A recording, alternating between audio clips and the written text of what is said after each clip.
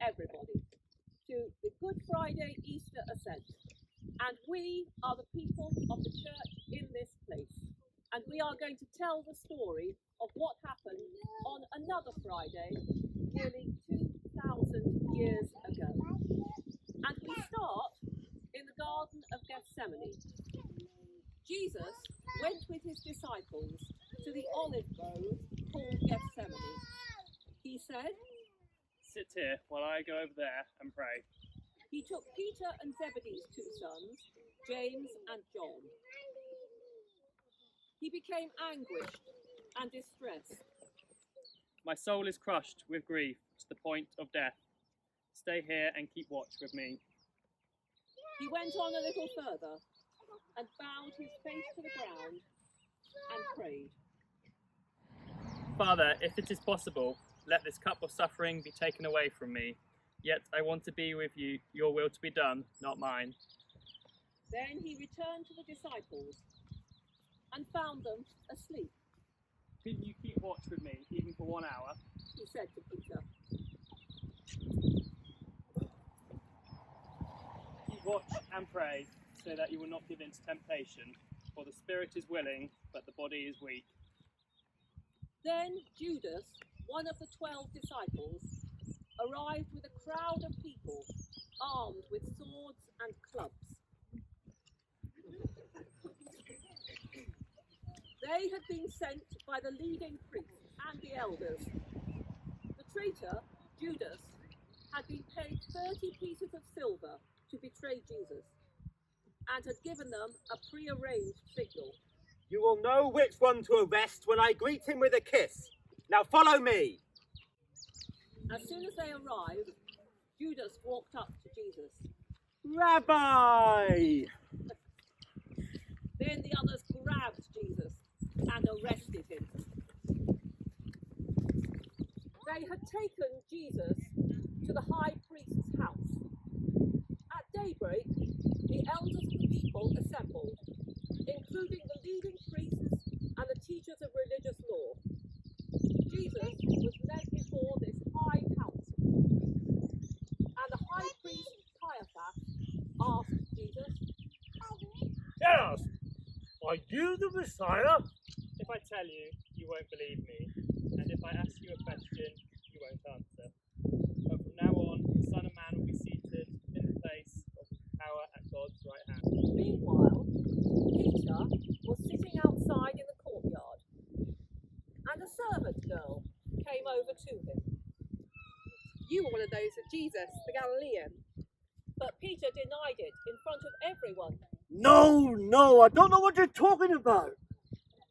But later, out by the gate, the servant girl spoke to those standing around. "This man was Jesus of Nazareth." Again, Peter denied it. "I don't even know the man." But a little later, one of the bystanders came over to Peter. "You must be one of them. You speak with a Galilean accent." "A curse on me if I'm lying. I don't know the man." Suddenly, Jesus' words flashed through Peter's mind.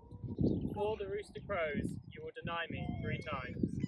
And Peter went away, crying bitterly. "So what are we to do with him?" "He is a blasphemer. He mocks all the laws and our traditions. Perhaps he will rouse the people against us." "Who knows what the Romans will say when they hear a Jew is claiming to be a king?" "He will anger them, and they will kill us all." "He must be dealt with. It is better that one man die for the people than that the whole nation perish." "You would have us shed this man's blood?" "No, he must go before Pilate." So they took Jesus away and took him to Pilate, the Roman governor. Now, Pilate was the Roman governor, charged with controlling an unruly province. When Jesus was brought before him, he asked to speak with him. "Are you the King of the Jews?" You have said it. He is a blasphemer. He claimed to be a king. He's probably a murderer. He's an extremist revolutionary. He tried to seize power. Can you really claim to be holding this province for the emperor and let him get away with it? With the priests accusing Jesus of so many crimes, Pilate asked him, Aren't you going to answer them? What about all these charges they're bringing against you? The only reason I was born is to testify the truth. What is truth? in his dungeon, Pilate had a criminal, a murderer, and a revolutionary called Barabbas. Let me out! You'll be sorry when I get out of here! He was a dangerous and a violent man. But it was a tradition for the governor to release one criminal at the festival. But to pacify the crowd, Pilate released Barabbas to them. Let him go. Get on, you. And then Pilate turned Jesus over to the Roman soldiers to be crucified. Soldiers, take him.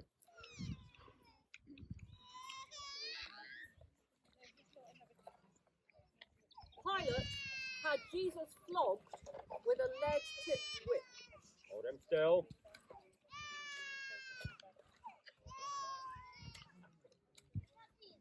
Then the soldiers wove a crown of thorns and put it on his head.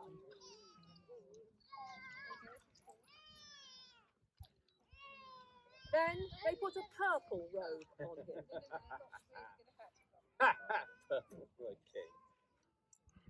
And they mocked him. Fool, look at him. Was he ever a king of anything? When they saw him, the leading priests began shouting, Crucify him! Crucify him! Crucify him! Take him yourselves and crucify him. I find him not guilty. Away with Away him! with him! Away with Away him! with him! Crucify him! Crucify him! What? Crucify your king? We We have have no no king king but but Caesar. So Pilate turned Jesus over to them to be crucified, and they took Jesus away. Carrying the cross by himself, he went to the place called the Place of the Skull, in Hebrew, Golgotha.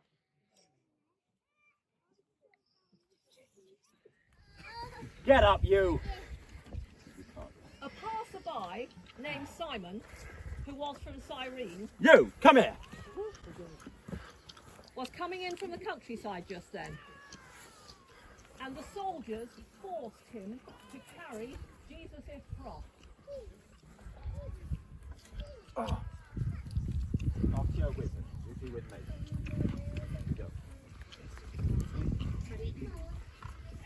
A large crowd trailed behind, including many grief-stricken women and children and girls. But Jesus turned to them. Daughters of Jerusalem, don't weep for me, but weep for yourselves and for your children. For the days are coming when they will say, fortunate indeed are the women who are childless, the wombs not born a child, and the breasts that have never nursed. People will beg the mountains, fall on us, and plead with the hills, bury us. But these things are done when the tree is green. What will happen when it is dry? Two others, both criminals, were led out to be executed with Jesus.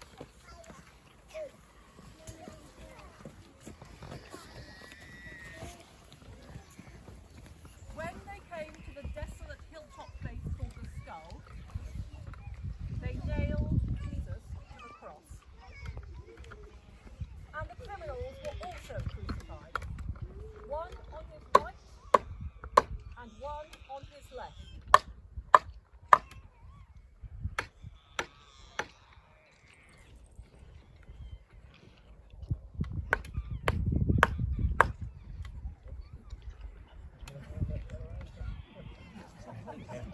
Father, forgive them. They do not know what they are doing. So you're the Messiah. Save yourself. Prove it and save yourself and us as well at the same time. Don't you fear God, even when you've been sentenced to death? We deserve to die for what we've done, for our crimes, but this man's done nothing. Jesus, remember me when you come into your kingdom. I assure you today you will be in paradise with me. Standing near the cross were Jesus' mother and his mother's sister, Mary, the wife of Clopas, and Mary Magdalene. Jesus saw his mother standing there beside the disciple he loved. Dear woman, here is your son. John, here is your mother. And from then on, this disciple took her into his home.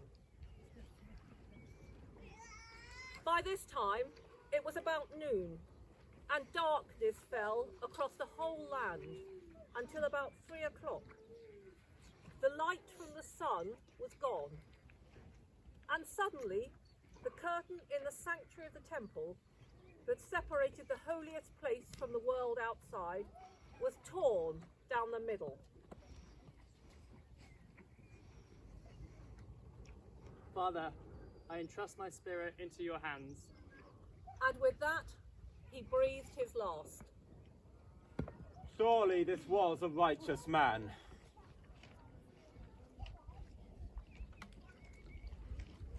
All Jesus' friends, including the women who had followed him from Galilee, stood at a distance, watching these things and grieving for his death, as the soldiers pierced him with a spear, confirming that he was indeed dead.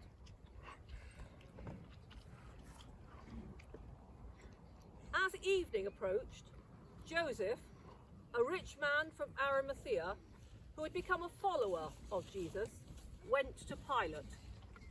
May I take his body to bury him? Soldiers, release the body to this man, have it taken down. For there were many who were Jesus' followers, but some of them followed him only in secret, for they were afraid of the priests, and now doubly afraid that Jesus had been executed. And he placed it in his own new tomb, which had been carved out of the rock under here.